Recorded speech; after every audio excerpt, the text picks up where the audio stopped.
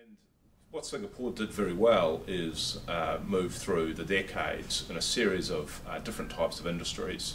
So very good industrial development from manufacturing, cheap transistor radios through to high-end electronics over that time frame. Now they moved into pharmaceuticals, now biotechnology. They built a financial centre, they built a logistics hub.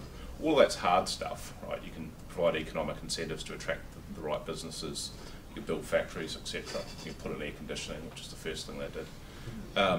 Simple, all that. Actually, what they spend quite a lot of time at an amazingly detailed level is how do you actually facilitate people to come. They have a bit of an anecdote. I became a permanent resident, and so the way the process works in Singapore is you apply for a work permit, and there are various work permits for different types of people. So I had a work permit, it's pretty easy to get for as a partner in a consulting firm. A couple of years later, they asked you to become a permanent resident. You get an invitation from the president. It's interesting. And then you have to go through a process. Actually, no, you get an invitation from the president to become a citizen, which I did get before we left. But to become a permanent resident has some attraction. There are some good incentives why you want to do that. You can buy some property in particular. And you end up in a building and you take a number, and I was number 200 in the queue.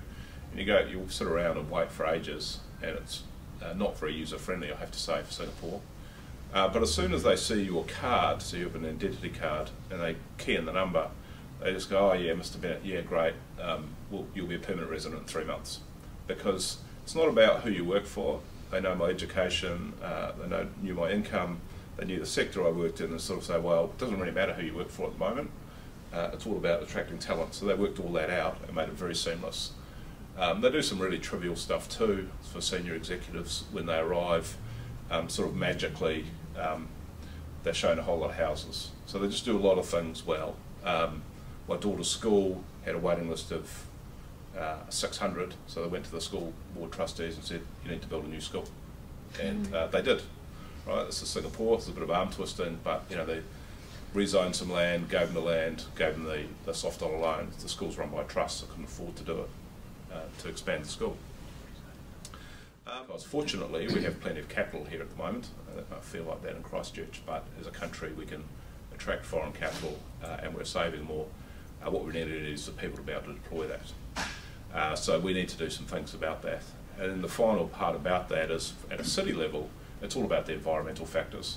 And that's what cities can control.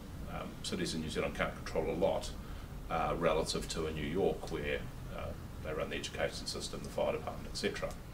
But cities in New Zealand do have a lot of control over the environment and the infrastructure, do a lot of things to influence that. So those are my 2 cents on talent and attracting it to Christchurch.